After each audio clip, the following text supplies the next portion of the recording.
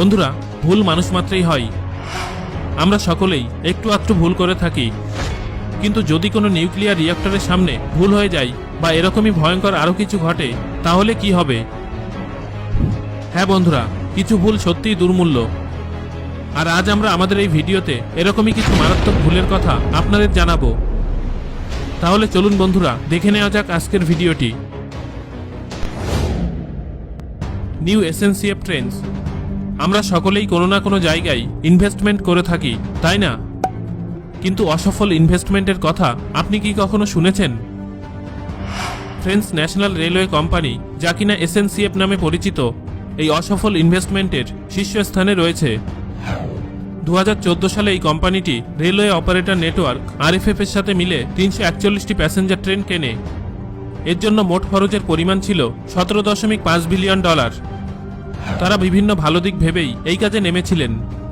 Transport নেটওয়ার্ককে নতুন মাত্রা দিয়ে তাকে অত্যাধুনিক ও যাত্রীদের জন্য সুবিধাজনক করে তোলাই ছিল এদের প্রধান উদ্দেশ্য।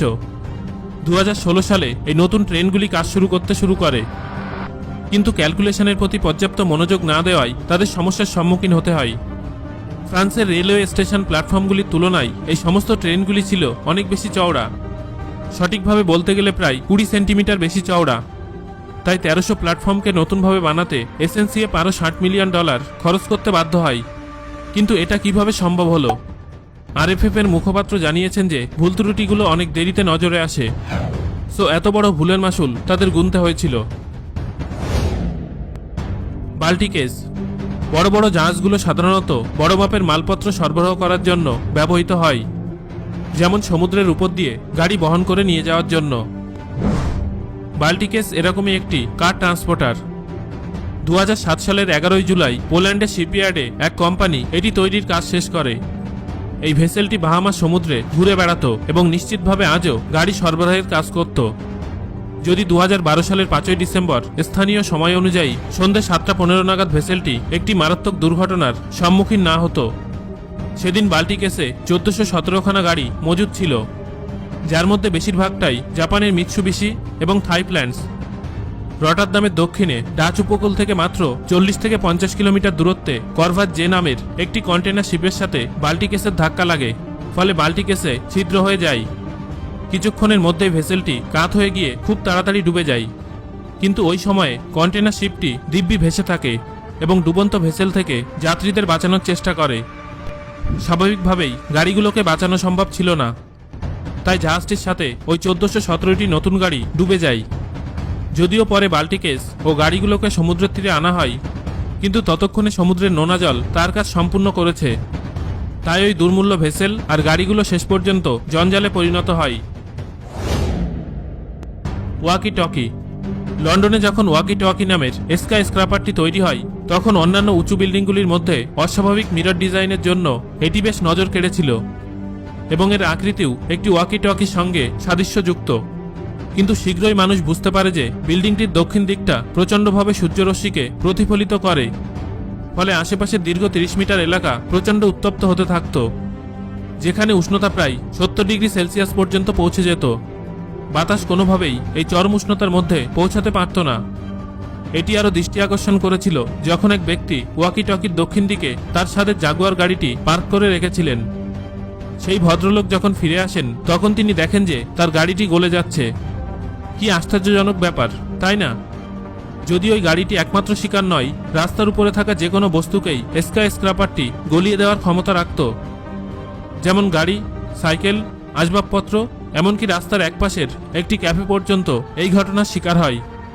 এই ব্যাপারটিকে প্রতিরোধ করার জন্য বিল্ডিংটির সাথে একটি সানভাইজার লাগানো হয়, যেটি সূর্যরশ্মির হাত থেকে ওয়াকি টকির আশেপাশের মানুষদের রক্ষা করত।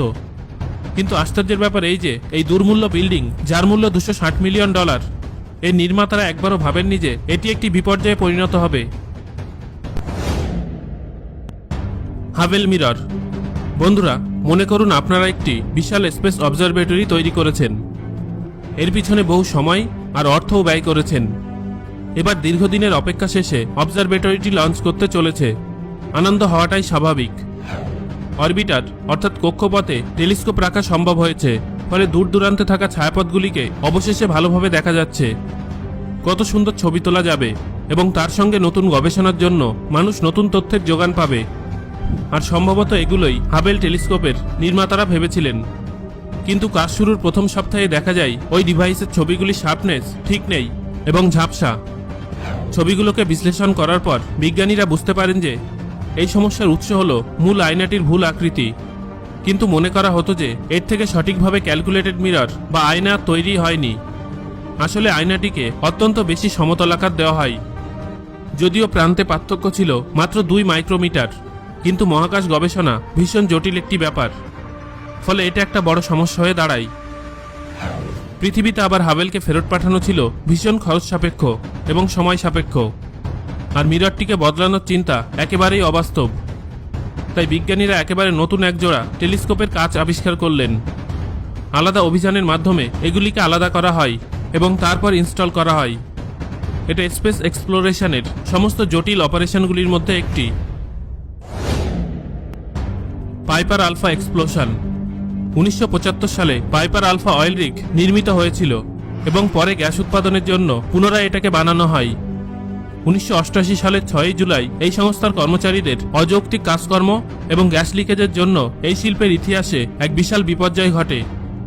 নতুন কনস্ট্রাকশনের কাজ করার সময় যখন সব বন্ধ করে দেওয়া উচিত ছিল, তখনও কর্মচারীরা তেল ও গ্যাস নিষ্কাশনের কাজ চালিয়ে যেতে থাকেন। ফলত বিস্ফোরণ ঘটে। বিস্ফোরণের ফলে আগুন ধরে যায়। একদম ভোরবেলায় আগুন ধরে, কিন্তু খুব তাড়াতাড়ি সেটা চারদিকে ছড়িয়ে যায় এবং কর্মচারীরা সাহায্যের আবেদন পাঠানোর সময় পর্যন্ত পায়নি। 167 জন মানুষ এই দুর্ঘটনায় মারা যান। এদের মধ্যে 30 জনের মৃতদেহ উদ্ধার করা সম্ভব হয়নি, যদিও 61 জন কর্মচারী পালাতে সক্ষম হন। এই দুর্ঘটনার ফলে কোম্পানির প্রায় $3.4 বিলিয়ন ক্ষতি হয়। ইতিহাসে সবথেকে দামি মানবসৃষ্ট দুর্ঘটনাগুলোর মধ্যে এটি অন্যতম। বিস্ফোরণের মাত্র কয়েক ঘন্টার মধ্যে পাইপার আলফা সম্পূর্ণ ধ্বংস হয়ে যায়। Lake Peigneur disaster. ইউএসের লুইসিয়ানাতে লেক পেইনিয়র নামের একটি হ্রদ আছে। প্রায় 200 ফুট গভীরতাযুক্ত এই হ্রদটি লুইসিয়ানার সবথেকে গভীরতম হ্রদ।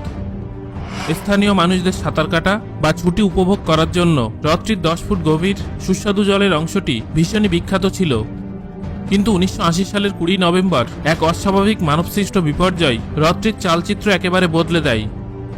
1980 সালের 20 November the corporation of the Wilson ব্রাদার্সের ড্রিলাররা এই হ্রদের নিচে একটি এক্সপ্লোরেটরি ড্রিলিং ওয়ার্ক শুরু করে। এরা টেক্সাকো অয়েল অ্যান্ড গ্যাস কোম্পানির জন্য হ্রদের নিচে তেল খুঁজছিল। এই হ্রদটির নিচে আসলে একটি নুনের খনি ছিল। 24 মিটার লম্বা এবং 30 মিটার চওড়া কিছু টানেলের সমন্বয় বলা যেতে পারে। The diamond crystal salt company এই খনিটিকে চালাতো, আর এই খনি থেকে প্রতি বছর প্রায় 1 লক্ষ টন লবণ পাওয়া যেত। সেদিন ড্রিলারদের অমনোযোগের ফলে একটা আকস্মিক দুর্ঘটনা ঘটে। হঠাৎ সল্ট মাইনের ছাদ ভেঙে পড়ে এবং বিশাল এক গর্তের সৃষ্টি হয়। সঙ্গে সঙ্গে গর্তটি জলে পূর্ণ হয়ে যায় এবং 35 সেন্টিমিটার গভীরতাযুক্ত গর্তটি জলে ভেসে যায়। এর ফলস্বরূপ হ্রদটির জলতলে এক বিশাল ঘূর্ণাবর্তের সৃষ্টি হয়। প্রকাণ্ড ঘূর্ণাবর্তটি ড্রিলিং প্ল্যাটফর্ম, 11টি বজরা, একটি টাগবোট, বহু গাছপালা এবং আশেপাশের অঞ্চলের প্রায় 65 একর জমি সম্পূর্ণ নষ্ট করে দেয়। এই হ্রদ থেকে 13 বিলিয়ন লিটারেরও বেশি জল বেরিয়ে চারপাশের অঞ্চল ভাসিয়ে দেয়। কিন্তু দুর্ঘটনার গল্পটি এখানেই শেষ নয়। টানেলগুলির মধ্যে খুব দ্রুত জল প্রবেশ করে এবং সেগুলোকে সম্পূর্ণ বায়ুরুদ্ধ করে দেয়। ফলে জল ও পাথরকুচিযুক্ত একটি উষ্ণ প্রস্রবণ হ্রদটিতে তৈরি হয়। আশ্চর্যজনকভাবে এই দুর্ঘটনায় কেউ ক্ষতিগ্রস্ত হয়নি, কিন্তু হ্রদটির বাস্তুতন্ত্র একেবারে বদলে যায়। যে কোম্পানিটি নুনের খনি চালাতো তাদের বিরুদ্ধে স্থানীয় বাসিন্দারা অভিযোগ করে। ফলে কোম্পানিটিকে ক্ষতিপূরণ হিসেবে $32 মিলিয়ন খনিটির জন্য এবং $12.8 মিলিয়ন পরিবেশ নষ্ট করার জন্য দিতে হয়। Millennium bridge. 1999 সালে লন্ডনে টেমস নদীর উপর সাধারণ মানুষের যাতায়াতের জন্য একটি ব্রিজ তৈরির কাজ শুরু হয়, যেটি মিলেনিয়াম ব্রিজ নামে পরিচিত। এই ব্রিজটি তৈরির জন্য $24 মিলিয়ন বেশি খরচ হয়। 2002 সালের 10 জুন ইংল্যান্ডের রানী দ্বিতীয় এলিজাবেথের উপস্থিতিতে ব্রিজটি উদ্বোধন করা হয়। সেদিন প্রায় 1 লক্ষ মানুষ ব্রিজটির উপর দিয়ে যাতায়াত করেন। কিন্তু সবকিছু ঠিকঠাক থাকলে আজ আমাদের তালিকায় এই ব্রিজটি থাকতো না, তাই না বন্ধুরা?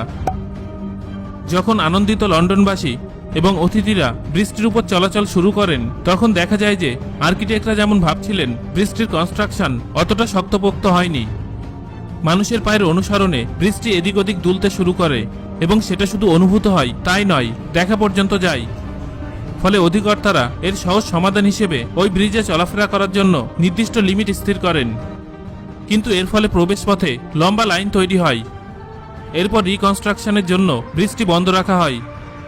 কিন্তু উদ্বোধনের মাত্র 2 দিন পরেই ব্রিজটিকে শক্তিশালী করার জন্য লন্ডনকে আরও $6.5 মিলিয়ন খরচ করতে হয়।